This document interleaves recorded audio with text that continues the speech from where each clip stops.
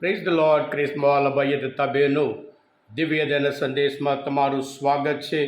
જૂન 8મી તારીખ, માતા મરિયમની નિષ્કલંક હૃદયનો તહેવાર. શાસ્ત્રપાઠ સાંભળીએ. લુકનો ગ્રંથ 2 અધ્યાય 41થી 51મી કલમ સુધી. આ સંદેશ સાંભળનાર તમારા સૌ માટે અને તમારા પરિવારજનો માટે અને તમારા દરેક હેતુ માટે, તમારી સારી તંદુરસ્ત માટે વિશે પ્રાર્થના કરું છું. ખ્રિસ્તમાં ભાઈએ તથા બહેનો, ઈસુના પરમ પૂજ્ય હૃદયનો તહેવાર પછી બીજા દિવસે જ માતા મરિયમની નિષ્કલંક હૃદયનો તહેવાર. પ્રભુ ઈસુનું હૃદય એ પ્રેમનું હૃદય છે, એ દયાનું હૃદય છે. માનવ જાત માટે જે દયા, જે તે પ્રેમ, જે લાગણી હતી એમના હૃદયમાં, અને મરિયમના હૃદયમાં પ્રભુ માટે, પિતા પરમેશ્વર માટે, પ્રભુ ઈસુ ખ્રિસ્ત માટે એ નિષ્કલંક હૃદય. આજે તહેવાર એટલા માટે આપણું હૃદય પણ માતા મરિયમના હૃદય સાથે, નિષ્કલંક હૃદય સાથે જોડાઈ જઈએ.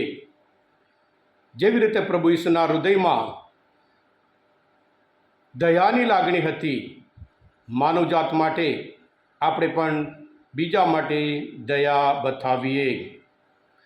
ખ્રિસ્તમાં ભાઈ તથા બહેનો, આજના શુભ સંદેશમાં મરિયમ આ બધી વાતો હૈયામાં સંગ્રહી રાખી એમ કરીને લુકના ગ્રંથમાં 2 અધ્યાયમાં 51મી કલમમાં જોઈએ છીએ.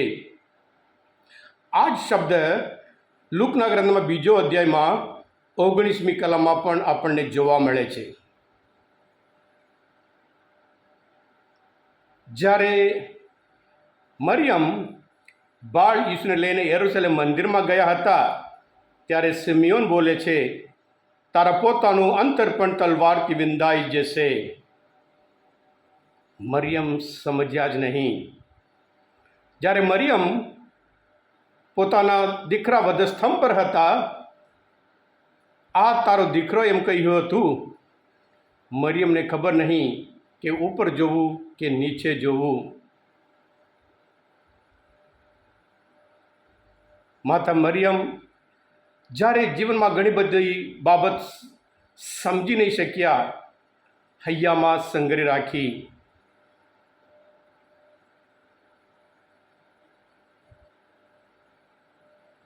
પ્રભુ ઈસુના દુઃખમાં જ્યારે વધસ્તંભ પર હતા, મરિયમ નીચે શારીરિક રીતે જે દુઃખ અનુભવ કરતા હતા, એ જ દુઃખ મરિયમ માનસિક રીતે ત્યાં અનુભવ કરતા હતા, કદાચ એના કરતાં પણ વધારે, કારણ માનું હૃદય છે. મરિયમ જેવી રીતે હંમેશા પવિત્ર હતા, નિષ્કલંક હતા, એમના હૃદય હંમેશા નિષ્કલંક. આજે આ તહેવાર આપણે ઉજવીએ છીએ.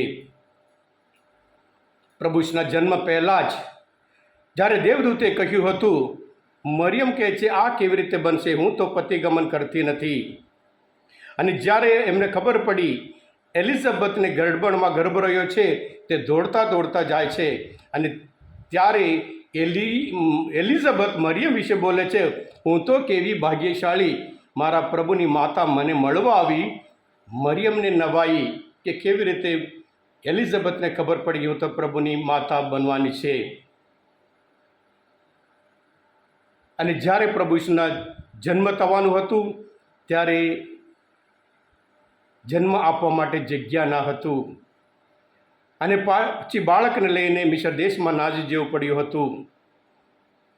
અને સાથે સાથે આજના શુભ સંદેશમાં 12 વર્ષના હતા, યરુશલેમ મંદિરમાં ગયા હતા, દીકરો યેસુ ખોવાઈ ગયો. અને જ્યારે પૂછી બેટા તેમ કેમ આમ કર્યું, અને ત્યારે પ્રભુ ઈસુ કહે છે, તમને ખબર નથી, હું મારા પિતાના ઘરમાં હોઈશ. મરિયમ બિલકુલ સમજી નહીં શક્યા, બધું મનમાં અને મનમાં સંગ્રહી રાખ્યા. હા ખ્રિસ્તમાં ભાઈ તથા બહેનો, મરિયમ હંમેશા પ્રભુ ઈસુના જન્મ પહેલાં, પ્રભુ ઈસુના જીવન દરમિયાન, પ્રભુ ઈસુ મરણ વખતે, અને પછી પ્રભુ ઈસુના સ્વર્ગારોહણ વખતે, અને પ્રભુ ઈસુના પુનરુત્થાન વખતે હંમેશા પ્રભુ સાથે ને સાથે હતા. આજે આ તહેવાર ઉજવતા આપણે પણ મરિયમના હૃદય સાથે આપણે પણ જોડાઈ જઈએ.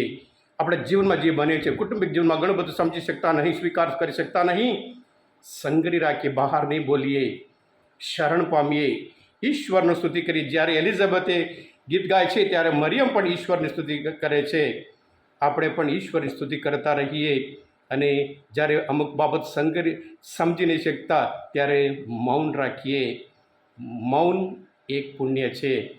હા કૃષ્ણવાલા ભાઈ હતા બહેનો, આજના શુભ સંદેશ શાસ્ત્ર પાઠ સમજવા માટે તમને મદદરૂપ થયા હોય, પ્રભુ વિશેની સારી રીતે ઓળખવા માટે મદદરૂપ થયા હોય, દિવ્ય દયાનો સંદેશ તમે પોતે સબસ્ક્રાઈબ કરજો અને બીજા માટે પણ જરૂર ફોરવર્ડ કરજો. પ્રભુ ઈસુ, હું તમારામાં વિશ્વાસ રાખું છું.